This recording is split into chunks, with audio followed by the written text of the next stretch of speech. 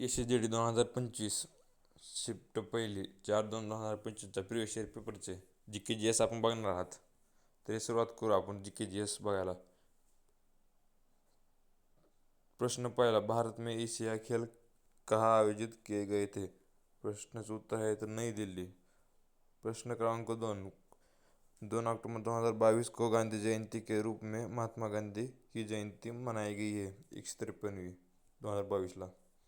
Question क्रमांक म्हणजे प्रश्न क्रमांक 3, भारत यह संविधान के कौन से अनुच्छेद संघ लोक सेवा आयोग से संबंधित है? उत्तर आहे पर्याय क्रमांक 3 म्हणजेच अनुच्छेद 315 ते 323. प्रश्न चौथा, संगीत अकादमी म्यूजिक अकादमी से प्रतिष्ठित नाट्य कलानिधि पुरस्कार से सम्मानित लक्ष्मी विश्वनाथन किस नृत्य शैली के लिए प्रसिद्ध थी? उत्तर है भरतनाट्यम. NBPW जिस लौह युग का सबसे व्यापक मुर्दा बांधकाम पोट्री माना जा सकता है, पूर्ण स्वरूप क्या है?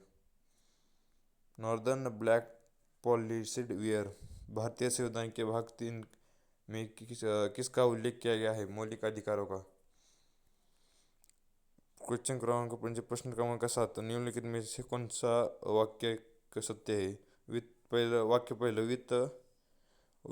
वर्ष 2022-23 के लिए भारतीय कृषि क्षेत्र की अनुमानित वृद्धि दर प्रोजेक्टर ग्रोथ रेट 5.5% थी.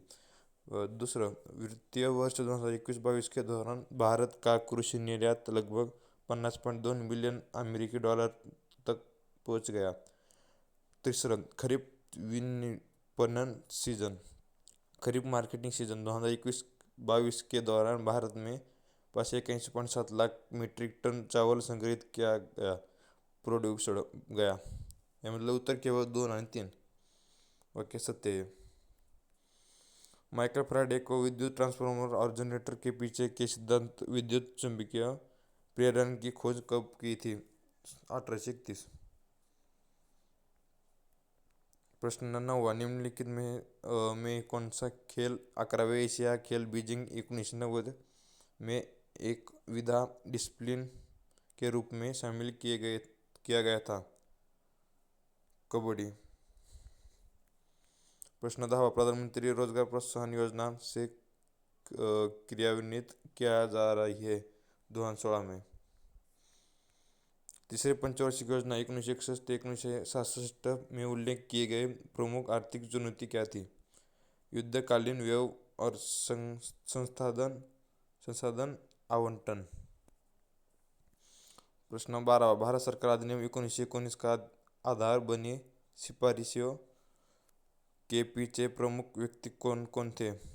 लॉर्ड चैमबर्ड और एडविन मॉन्टिंग. प्रश्न 13, भारत के राष्ट्रीय बहुआयामी गरीबी सूचकांक एक प्रगति समीक्षा 2023 के अनुसार निम्नलिखित में से किस केंद्र शासित प्रदेश में बहुआयामी गरीबों का प्रतिशत सबसे अधिक है? दादर और नगर हवेली तथा दमन और दीव. प्रश्न 14, हरित क्रांति अर्थव्यवस्था के किस क्षेत्र से संबंधित है? कृषि क्षेत्र. सार्वजनिक परीक्षा अनुसूचित साधनों को रोकथाम विधेयक 2024 के अंतर्गत परीक्षा के दौरान अनुचित व्यवहार या अपराध में शामिल व्यक्तियों के लिए निर्दिष्ट जुर्माना राशि कितनी है? 10 लाख रुपए तक. प्रश्न 16, अगस्त 2024 में सर्वोच्च न्यायालय को अलविदा कहने वाली महिला कौन है जो तेलंगाना राज्य के लिए उच्च न्यायालय की प्रथम महिला मुख्य न्यायाधीश बनी और भारतीय सर्वोच्च न्यायालय में पदोन्नति होने वाली 9वीं महिला थी? हेमा कोहली. प्रश्न 17, पृथ्वी पर 2 सबसे अधिक वर्षा वाले स्थान कौन से हैं जहां एक वर्ष में 1080 सेंटीमीटर से